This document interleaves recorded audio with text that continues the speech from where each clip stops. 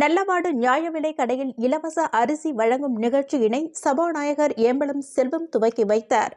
அனைத்து சிவப்பு நிற குடும்ப அட்டைதாரர்களுக்கும் மாதந்தோறும் தலா 20 கிலோ வெள்ளை அரிசி மற்றும் மஞ்சள் அட்டைதாரர்களுக்கு மாதந்தோறும் 10 கிலோ வெள்ளை அரிசி இலவசமாக நியாய விலை கடைகளின் மூலம் வழங்கப்படும் என முதலமைச்சர் ரங்கசாமி அறிவித்திருந்தார். அதன்படி மணவெளி தொகுதிக்கு உட்பட்ட நல்லவாடு பகுதியில் உள்ள நியாய விலை கடையில் இலவச அரிசி வழங்கும் நிகழ்ச்சி நடைபெற்றது.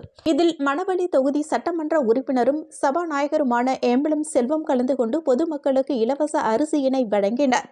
மேலும் இந்நிகழ்ச்சியில் நல்லவாடு ஊர் பஞ்சாயத்துதாரர்கள் மற்றும் அப்பகுதி பொதுமக்கள் பலர் கலந்து கொண்டனர்.